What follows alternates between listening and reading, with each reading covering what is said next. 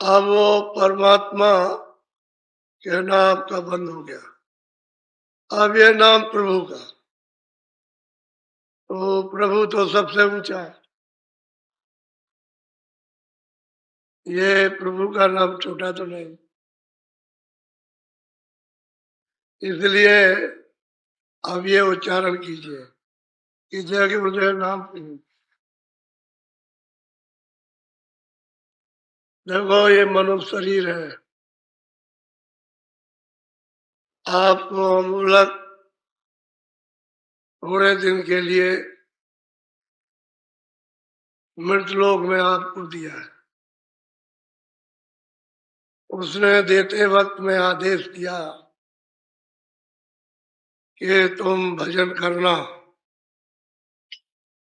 मैं तुमको उत्तम अमूलक मकान देता हूँ और दरवाजे पर बैठाता हूँ, जहां से ये सूरत आई है वहां पहुंचा दे। तो आपने प्रतिज्ञा की है कि हम आपकी भजन करें, तो आपको वो अपना कौल प्रतिज्ञा आपको याद रखनी चाहिए और जीवात्मा को छुड़ाने के लिए उस मालिक का भजन जरूर। ये मकान किराए का, आपका मकान नहीं है। उसने साफ सुथरा आपको दिया और कहा है कि मेरे मकान को आप गंदा मत करना, जो भी करना अच्छा करना, और तुम अपनी जीवात्मा को जगा के मालिक के पास पहुंचा दो। तो आपने उसके वादे को तो भुला लिया और आप कर्म करने लगे, तो मकान आपने उसका गंदा कर दिया, मैल से भर दिया, कूड़े कचरे से, और बदबू और दुर्गंध आ रही है। तो वो आने ही वाला है, वो कहेगा कि भाई हमने मकान तुमको साफ दिया था, तो जैसा दिया तो ऐसा देना चाहिए था, तुमको मेरे मकान में अपना काम करना था तो अपना काम कर लेते, तो अपना काम किया नहीं, मेरे मकान को गंदा कर दिया, फिर वो ठुकाई करेगा बेदर्दी के साथ, ऐसी ऐसी कठोर यातना देगा कि तुम चिंगार लगाओगे और वहां कोई सुनने वाला नहीं, कोई नहीं सुन। इसलिए उसके मकान में रहो, उसके मकान को कूड़े कचरे से मत भरो, जो उसने नियम बनाया उसके मुताबिक उसके अनुसार तुम पालन करो, देखो भी, सुनो भी, बोलो भी, सेवा भी लो, सेवा करो, काम करो, काम लो भी, काम दूसरों का भी करो, ये सब करो, इंद्रियों से क्रिया करो लेकिन सच्ची करो, जिस क्रिया से सबको आराम, वो क्रिया मत करो जिससे दुख मिले, भाई यही तुम्हारे लिए दलदल बन जाएगा बवाल, तो आपको रो रो के देना पड़ेगा। तो आप लोग ये जानते नहीं, समझते नहीं। तो मैंने आपको ये बताया था कि भाई प्रियलाल ने गोस्वामी जी महाराज के पास पहुंच करके और उन्होंने कैसे मालिक को या सबको कैसे प्राप्त किया, आदि से अंत तक और अंत से आद तक उन्होंने सब जान लिया। लेकिन प्रश्न इस बात का है, तुमको शंका हुई कि ये उनके पास पहुंचे कैसे, यानी पहुंचने का कारण क्या बना। तो देखो जब कारण बनता है तो कैसा कारण बनता है वो सुनने लायक है। प्रियलाल काशी में आने वाले नहीं थे, कहीं और जा रहे थे, लेकिन अब कारण बनना था। इनके चेले ने प्रार्थना की होगी, क्या गुरु महाराज हमारे घर पर पढ़ाने। ये पढ़े लिखे थे और सबके गुरु थे, तो बाइज्जत सम्मान के साथ याचना की। तो मतलब यह है कि विचार करते रहे, तो वो अपना वो कार्यक्रम तो बंद कर दिया और सोचने लगे चलो काशी चले। तो काशी तो जरा सा थोड़ा इनका जरा सुन लीजिए कि बहाना कैसे बना। गोस्वामी जी महाराज के पास में ये कैसे गए और क्या कारण बन गया, ये जरा सुनने लायक है। बोलो जरा।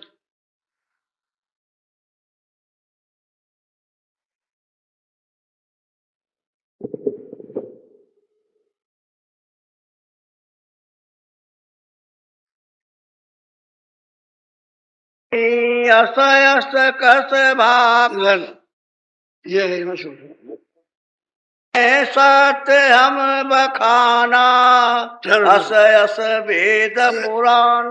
चारों धाम गए, सब कुछ कहा, लेकिन हमको कुछ नहीं मिला। फिर उन्होंने अपना वक्त मिला, कुछ नहीं हुआ। तो भाई इतना जन्म तुम्हारा, इतना समय चला गया तो किस लिए गया? मालिक तो तुम्हारे पास है। तुम कभी उस घाट पर बैठ करके तुमने कभी ये प्रार्थना की कि ये मालिक दर्शन दो? कुछ नहीं बात। जब देख लिया कि बिल्कुल दीन हो गए तो कहा आप सत्संग सुन लो और रास्ता तो अब बता ही देंगे। तो 4 दिन 10 दिन 15 दिन सुना और सुनने के बाद बस रोते रहे, रोना शुरू कर दिया। बैठ के कभी उधर बैठ गए रो रहे, कभी उधर बैठ गए, कभी उधर बैठ गए, कभी सोच गए तो वहां रोने लगे जाकर के। कभी कुछ अच्छा ना लगे उनको, तब देखा कि अब ठीक हो।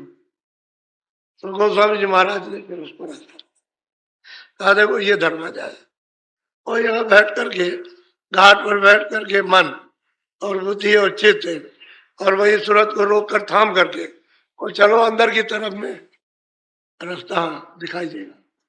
तो बैठ के साधन करने लगे। साधन करे रोए, साधन करे रोए। इसी तरह से ये सब सफाई हो गई। तब कूड़ा कचरा साफ और आँख खुल गई, दिखाई दे रही। ये बात है विरह, इसमें विरह ही सब काम कर लेती। बस 100 दवाओं की, 100 यत्न की, 100 ज्ञान की, 100 ध्यान की, 100 पढ़ने लिखने की, एक विरह वो ला करके दरवाजे में पड़ देती। दरवाजा मिलना चाहिए, विरह ही काम करती है। अब मीरा कोई बुरे हो गए तो एक दफे राजा रैदास जी रास्ता बता करके उसके बगीचे में, यानी राजा के मैं बगीचे में वो आई दर्शन करने, उसको रास्ता बता दिया। एक ही दिन की बात, और लग गई उसको लो तो रोती रहे, मतलब ये और जो बताया था साधन करती है, रोती रहे साधन करती, आँख खुल गई। वो तो बात ये है कि मेरा सब काम करती है, वो सब कर लेगी बाद। अब ये भी रोते रहे तो रास्ता बताए। तो मैंने पहले इनका सुनाया कि इन्होंने कैसे प्राप्त किया। सही बात तो ये थी, ये सबके गुरु थे। अब यह है कि चेले तो चेले थे, चेले क्यों भागे भाई? चेले क्या समझ के भागे? कहले गुरु नास्तिक, गुरु ढोंगी है। तो ये समझकर, नास्तिक समझकर चेले ज्ञानी हो गए। गुरु ज्ञानी रहा, चेले ज्ञानी हो गए, वो समझ गए। तो एक दिन उन्होंने कहा कि महाराज आपकी बड़ी दया हुई, कैसी कृपा दया कर दी कि चेले सभा भाग गए। अच्छा हुआ, ये कारण बना था ढंढोरा। ऐसा ही ढंढोरा पिटने का माना श्यामा नेनु विद्वान, काशी के उस समय धुरंधर, इनसे कोई टिक नहीं सकता। ऐसे विद्वान की सात कंठन और इनको आगे कर दिया, तो ये सब जाकर के होना। जो प्रश्न करे उसका उत्तर ये सब वही रह गए, और इन्होंने भी प्राप्त कर लिया। असल में बात यह है कि कोई ना कोई कारण बन जाता है जिससे महापुरुषों का मिलन हो जाता है। जब कारण नहीं बनेगा, जरिया नहीं बनेगा तो मिलन नहीं होगा। वो कोहराम जरिया बन गया, उसे लोगों को वहां तक पहुंचने का मौका मिला और वहां गए, उन्होंने सत्संग सुना, उसी से सब भ्रम टूट गया। करने सत्संग से भ्रम चला जाएगा, विवेक आ जाएगा। रास्ता तो बाद में है, पहले सत्संग, सब जितने भी भ्रम सब तोड़ दे, वो विवेक होगा। संसार का सत्य का सत्य का ये विवेक होगा। बुद्धि जब परिपक्व हो जाए सत्संग सुन करके, तो बुद्धि को कोई ठग नहीं सकता, धोखा नहीं दे सकता। तो जैसे ही परिपक्व हो जाए, दीन हो गया, और दीन हो गया, उसे दीन को मिल जाएगा। वो दीना ना से दीनों पर दया करता है। सबको ऐसे ही मिला, सब रोए, बहुत रोए। बेअतिन के दृष्टांत को आप सुने तो बहुत रोए ये सब लोग, और सबको मिल गया, और उन्होंने रास्ता दे दिया और सबको अपने सामने ही पहुंचा दिया। स्त्रियां भी इसमें, जैन मत के भी हैं, वैष्णव मत के भी हैं, सन्यासी भी है इसमें, और जात के इसमें क्षत्रिय भी है, तो ब्राह्मण मुसलमान भी है इसमें, मुसलमान। वो तो शेख तकीब मियाँ, वो तो काशी में मजिस्ट्रेट थे, बहुत अच्छा इंसाफ करते थे। ये भी उसी कोराम में फंस गए, उसी झगड़े में। इनके सामने तो पूरा ही झगड़ा था, तो ये उस झगड़े को समझने के लिए चले गए, और वहां जाकर के उनका दीदार दर्शन हो गया। उन्होंने पूछा खुदा के बारे में, तो फौरन बताया उर्दू में, जैसे ही समझाया उर्दू जबान में, बस मतलब चुप हो गया, बिल्कुल गमगीन, एकदम चुप हो गया, कोई जवाब नहीं। उनके जवाब के उत्तर के सामने कोई जवाब, फौरन बात को दीन हो गया, उसको भी रास्ता दे दिया, वो भी रो जाए, और देखा कि अब तो ये मालिक को चाहता है, तो उसको भी अपने सामने ही पार किया। कहने का है कोई ना कोई वसीला, जरिया, कारण वहां तक पहुंचने का, घर वाले, झगड़े वाले, कोई ये वाले, कोई वो वाले, कोई मिलने वाले, कोई ना निंदा करने वाले, कोई ना कोई मिल जाए तो जरिया बन जाएगा, वहां तक पहुंच जाएगा। ये होता है, कारण जरूर बनता है, बगैर कारण। और वो जो बहुत ऊंचे दर्जे के संस्कारी होते हैं, सीधे ही मिल जाते, सीधे ही मिल लेते हैं, क्या हो यहाँ ऐसे मिल जाए। बोलो कुछ तो बोलो, कुछ बोल दो।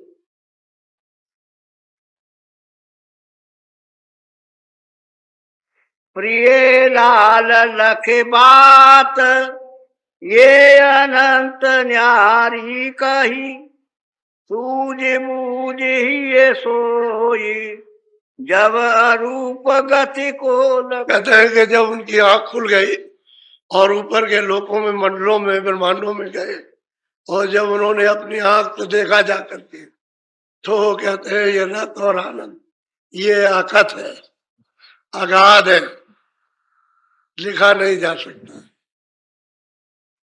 जो नीचे की लेखनी है वो भी इशारा ही करती है, वो भी वहां का, क्योंकि वहां की चीजें या नहीं है। ये जरूर है कि छाया है यहाँ, तो वो भी छाया की छाया, छाया के ऊपर से छाया पड़ी, उसकी छाया, फिर उसकी छाया, उसकी छाया, उसकी छाया, तो ये छाया है। कितने भागों में बढ़ गई छाया। ये चांद, सूरज, सितारे जो दिखाई देते हैं ये असली नहीं, इनकी छाया पर्दे पर, पर्दे की छाया इधर इस पर्दे पर, उसकी छाया उस पर, यानी उसका प्रतिबिंब उस पर, और उसका प्रतिबिंब उस पर, और वो ये प्रतिबिंब, ये प्रतिबिंब है, ये असली सूरज नहीं। असली सूरज के मंडल तो ऊपर है, तारागणों के मंडल ऊपर, चांद के मंडल ऊपर है, ऊपर बहुत कुछ है, लेकिन वो छाया है। ये मसाला बस छाया का है, अंत में छाया हो जाए, क्या हो जाए, गायब हो जाए। छाया दिखाई देती है दिन में, ये टंकी है वो छाया है, ये मकान बना उसकी छाया, ये मंदिर है उसकी छाया, जब रात हो जाएगी तो गायब। ये सब छाया, जितना भी मसाला बना, जो आकार में, चित्रकारी में, सुंदरता में, कारीगरी में जो कुछ भी दिखाई देता है ढांचे में, ये सब छाया, अंत में सब ये भी छाया। जिसमें ये तुरंत बैठी है वो भी छाया, तभी तो रोते मेरा बच्चा, अरे भाई तुम्हारा बच्चा कहाँ है? वो तो तुमने छाया पकड़ी है। जो बच्चा था उसको तो आपने परख नहीं पाया, वो तो निकाल दिया गया। ये बच्चा थोड़ी है, ये तो छाया है। अब इसको पकड़ के रो या इसको मतलब है जो कुछ, अंत में तो ये है कि चले जाओ, इसको गाड़ जाओ या इसको जला दो या इसको मतलब है कि पानी में बहा दो। छाया किसी के लिए होती है। इसी धोखे में आप फंसे हो। तो बिना सत्संग के विवेक नहीं होगा, इतना आप फंस गए हो। सत्संग मिलेगा तो विवेक होगा, और सत्संग नहीं, और सत्संग से ही सबने पाया, बिना सत्संग के किसी को नहीं मिला। अभी तक तो किसी का प्रमाण है नहीं कि बिना सत्संग के मिल गया हो। सबको सत्संग के द्वारा, उसके बगैर वो जानेगा ही नहीं। बोलो। ये घर अगम भेद है भाई, सत्संग करे लखे सब जग। कहते हैं कि ये घर का जो भेद है अगम है, सत्संग करेगा तो भेद मिलेगा। अगम का भेद अपने घर में जाने का, और सत्संग नहीं करेगा तो वो भेद अगम है, वो नहीं मिल सकता, वो ही नहीं जान सकता। अरे आप इतने दिनों से आ रहे हो, हम तो बाहर जा रहे हैं, ये तमाम लोग आपके सामने ही आए हुए हैं। जो सुबह थे उससे ज्यादा आ गए, वो आ गए लोग, और रात भर चलेंगे, और कल दिन भर चलेंगे। कल देखिएगा आप इसकी उपस्थिति को। तो आप ऐसा मत समझो, मैं तो बहुत भ्रमण किया मैंने, वहां आपको बताया था। एक घड़ी के सत्संग में, 2 घड़ी के, एक दिन के 2 घंटे के सत्संग में आपको बहुत सुनाया, लेकिन वो जो सुनाया वो पढ़ा है आपने, तो कभी न कभी आपके उसमें उपयोग में आ जाएगा। ऐसा नहीं है कि बीज डाला गया तो काम नहीं करेगा, पढ़ा है। जब ऋतु, जब मौसम उसका आएगा तो जम आएगा। डाल दिया बीज, पड़ा हुआ है। बहुत से जमीन में बीज पड़े हुए, चाहे जितनी गर्मी, अभी बरसात हो जाए तो नहीं जमेगा। जब जाड़ा आएगा तभी जमेगा, चाहे जितना पानी गिरे। बाद जाड़ा लगा, चाहे पानी भरते ना भरते, वो भी जमे आएगा। तो महात्माओं का डाला हुआ बीज वो नाश नहीं, वो नहीं नाश हो। वो जब मौसम आएगा, उसकी जब बाहर आएगी तो फौरन जमेगा, कल्ला दे जाएगा, तब काम होगा ही। तो ये इतने दूर दूर से आए, तो ऐसा नहीं है कि मैं कहीं गया नहीं, मैंने दौड़ा करके बहुत मेहनत। अब तो मेरी उम्र बहुत हो गई, वैसे अभी मैं मेहनत करता हूँ, कम थोड़ी मेहनत करता हूँ, बहुत कम। तो सत्संग सुनो, आपको जो कुछ भी जानकारी और परिचय जो कुछ मिला, सत्संग, सत्संग नहीं मिलता तो कुछ नहीं होता। और जो कुछ भी आपने अंदर जो चलने का जाना, जो देखा और सुना, वो सत्संग से ही आपने पाया, वैसे नहीं पाया। वैसे तो क्रिया तो आप पहले भी करते थे, लेकिन मालूम नहीं था कि दरवाजा कहाँ है और कैसे आँख खुलेगी, कैसे कान खुलेंगे, किधर से आवाज आती है, किधर से देखा जाएगा, आपको पता ही ना था। सत्संग से। और वो प्रियालाल कहते हैं कि भाई बिना हमको भी जो मिला उस सत्संग से, हम अगर उनके पास जाते नहीं, उनके वचन को नहीं सुनते रोज रोज रोज रोज, तो हमको भी कुछ पता नहीं चलता, हमको भी सत्संग ही चलता। क्योंकि अगम घर का भेद है सत्संग से, और सत्संग बगैर महात्मा खुश नहीं होते। क्योंकि सत्संग सुनोगे, विवेक आ जाएगा, आपके अंदर गुण आएंगे, तब वो तुम्हारे ऊपर रीच आएंगे, तब रास्ता देते। ऐसे बोलो। ये अगाध की बात है अनुपा, बूझे संत मिले कोई। कहते हैं कि भाई ये अगाध की बात है, कोई संत मिल जाएंगे और कोई जिज्ञासु मिलेगा, तब तो काम बन जाए। जिज्ञासा होना चाहिए, उस चीज को चाहने वाला, कि हम भी प्रभु को प्राप्त करना चाहते हैं, बताने वाले महापुरुष मिल जाए, तब तो अगम का भेद कर जाने का आपको मिलेगा।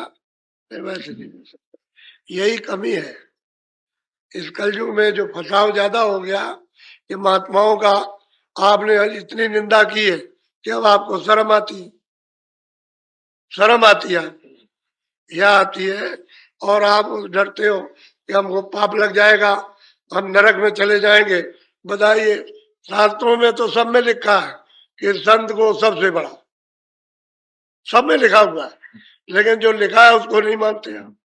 रामायण रोज पढ़ते हो, उसमें संत की महिमा लिखी है कि वो सबसे बड़े, लेकिन नहीं मानेंगे आप। उनसे शंका करते हो और उनकी निंदा करते हो, और निंदा संत की बौर बौर नरके जाए, कोई नहीं बचा सकता। संत की निंदा अगर आप करेंगे तो कोई बचा नहीं सकता, कोई भी जगत में बचाने वाला नहीं है।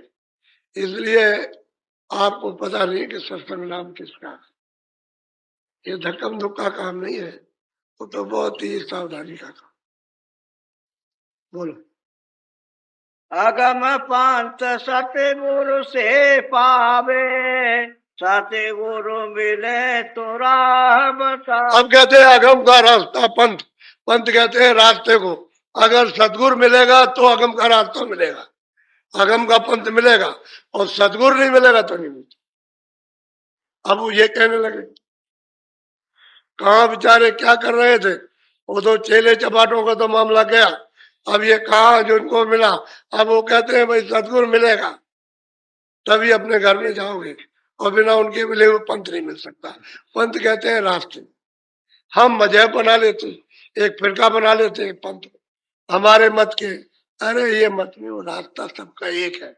एक ही रास्ते से आए हो और आकर के भूल गए, तो एक ही रास्ता जाने का है, उसी को पंथ कहते। तो वो कोई कोई जानता, जब वो पूरा मिल जाएगा तो वो जानता है, उसी रास्ते से आपको ले जाएगा। वो नहीं मिलेगा तो घर का रास्ता नहीं मिलेगा। बोलो। सतगुरु मिले कहे दरसाई, बिना संत नहीं बूझ बुझा। कहते हैं कि जब तक संत नहीं मिलते हैं तब तक उनका कौन विवेचन, कौन अर्थ बता सकता है जो किताबों में उलझे हुए हम।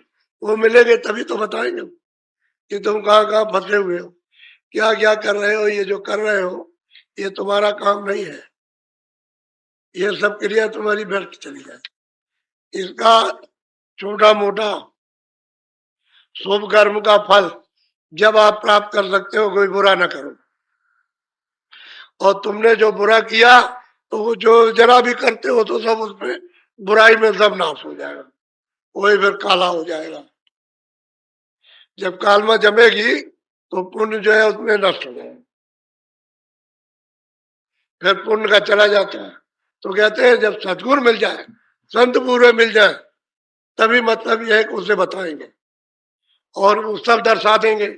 जहां जो चीज लिखी हुई है वो सब बताएंगे, जहां जहां फंसे हुए हो, और कहेंगे भाई तो आगे जाने का रास्ता है, घर में ये घर नहीं है तुम्हारा। सत्संग नहीं मिलेगा, संत नहीं मिलेंगे तो कोई कुछ नहीं। बोलो।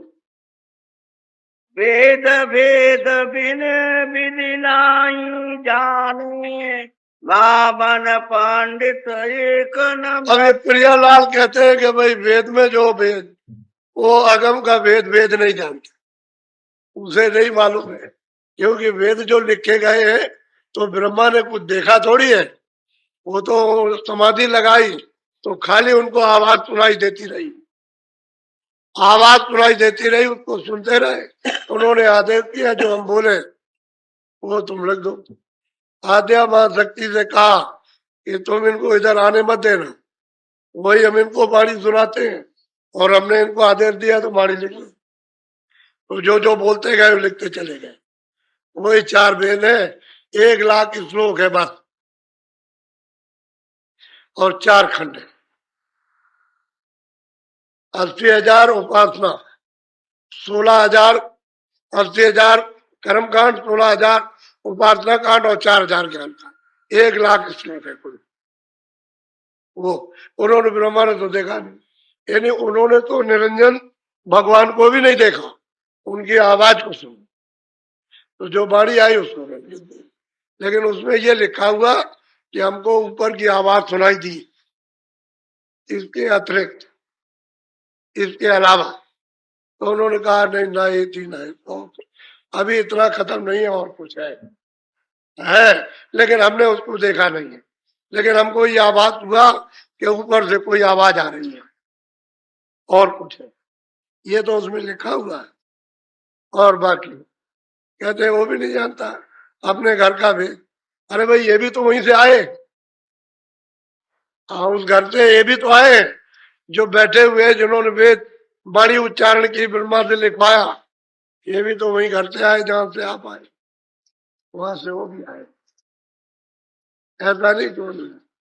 असल में बात यह है कि उनको तो देश निकाला कर दिया। तुम जाओ तपस्या करो और तपस्या से फल प्राप्त करो, तो उनको भी फल दे दिया। जब तपस्या कर ली, खुश हो गए, तो ये सब मसाला उन्होंने मांगा कि राजपाट हमको दे दीजिए कुछ, तो उन्होंने थोड़ा सा दे दिया बूंद भर, तो सुरतों को जरा सा दे दिया, थोड़ा सा भंडार दे दिया, उनका जाओ ले। तो सात गंदगी उतार की। इनसे कहा था, इन सुरतों से जो मनुष्य शरीर में ये जब शुरू शुरू में आई कि भाई देखो तुम फंसना नहीं, ये फंसाएंगे, तुम नाम को छोड़ना नहीं, पकड़े रहना, और तुम मसाला छोड़ देना और वापस लौटे। तो बस वो मत आए, मसाले के साथ मसाला तो छोड़ा, लेकिन ये बैठे रह गए, फिर मसाले में बैठे। अब ये मसाला ही है, ये जड़ मसाला ही है, ये लिंग मसाला, सूक्ष्म मसाला, कारण मसाला, इसमें फंसे। मसाला कहते हैं देही, पर्दा। अब ये पर्दा है, खोल है, भाई इसमें फंस गए। फिर सोचते हैं नाम को छोड़ चुकी, बस भूल गई रास्ता। अब ये नहीं मालूम कि ये डोरी किधर से कहाँ है, कैसे मिलेगी और कैसे हम आए, उसको भूल गए। तो जब तक राह जानने वाला नहीं मिलेगा तो डोरी कैसे पकड़ाएगा, और बिना डोरी पहले आप चढ़ोगे नहीं। तो आपके पास ही डोरी है, आपके सामने ही लटक रही है, लेकिन बीच में ये सांप, ये तमाम भंडार कूड़े का लदा हुआ पहाड़ों की तरह। इसकी वजह से डोरी नहीं पकड़ सकते हो, क्योंकि डोरी में तो प्रकाश है, आवाज है, उसमें शक्ति है, उसमें उसमें अमृत है, सब कुछ उसके अंदर में है। और वो इस तरह से लटक के गुंजार मार कर रही है ऐसे, और वो महात्मा इसको पकड़ा देते हैं, क्योंकि ये उसी का, ये सूरत जो बैठी हुई है उसी का, इसी डोरी का तत्व है, जल रहा है। तो ये मिलना चाहता है, लेकिन काई, पर्दा नहीं मिलने देता। अब महापुरुष उसको साफ करते, तो ये सटाक से चुंबक की तरह खींच लेते, ऐसे पकड़ लेते, फिर जरूरत को नहीं छोड़ती। यही आदेश दे के भेजा था इसको छोड़ने में, तो आपने छोड़ दिया, क्योंकि सब सुख मिल गए ना, आप सब अब आराम मिल गए, तो उसी में आप भूल गए, धीरे धीरे इसमें फंस गए। ये बात, फिर उसने विधान बना दिया, विधान बनाया कि देखो हमारे देश में ये पाप ये पुण्य, और तुमको हमने आजादी दे दी, तुम जैसा चाहो ऐसा करो, लेकिन जो करो सो अपना अपना भोगो। उसके लिए हमने जेल खाने बनाए, इसमें से निकाले हम उसमें बंद कर, और वहां अग्नि वसूल करेंगे, सजा देंगे। जब कोई नहीं दे सकता तो जेल ही तो होती है कि भाई इतनी उम्र में इतना कर्जा हो गया, नहीं दे सकता तो 5 साल, 10 साल, 2 साल, 4 साल सजा दी, चलो उसका भुगतान हो जाएगा। और क्या होता है, वो सजा ही है। अरे खानों में बंद कर दिया, सजा ही है, अब भोगो, आप रो, जब वो वसूल हो जाएगा तो फिर इसमें बैठाएंगे, और फिर पाप पुण्य करोगे, फिर वापस कर देंगे, फिर तुमको सजा देंगे, और कहेंगे कि तुमको अभी सजा दी थी और तुम फिर तुमने आकर के फिर ये किया, चलो जरा कड़ा दंड देते, तो फिर कड़ा दंड देते। ये है, बोलो। स्वामी दया भाव कर दीजिए, दास जाने प्रभु कृपा। यही प्रिय लाल अब कहते हैं कि स्वामी कृपा कर दीजिए और आप अपना दास समझिए। गोस्वामी जी कहते हैं गोस्वामी जी से कि आप अपना दास समझिए और आप इस पर कृपा कीजिए और जीवों पर भी दया कर दीजिए। जीवों पर भी दया हो जाए तो अच्छा है, और बिना सत्संग के और बिना आपके कोई पा नहीं सकता। अब ये कृपा दया हो गई, सत्संग मिल गया, उनकी दया हो गई, तो कहते हैं हम अपना, हम तो आपके सेवक दास हैं, अपना समझिए ना, हो चुका है, अब वो किसी का होने वाला नहीं। और तन और मन और धन ये सब इन्होंने लुटा दिया, क्योंकि इनके पास तो तन धन यानी सब कुछ था। मन तो है ही, धन भी, तन भी है, लेकिन ये धन इनके पास बहुत था, सब तरह के संबंध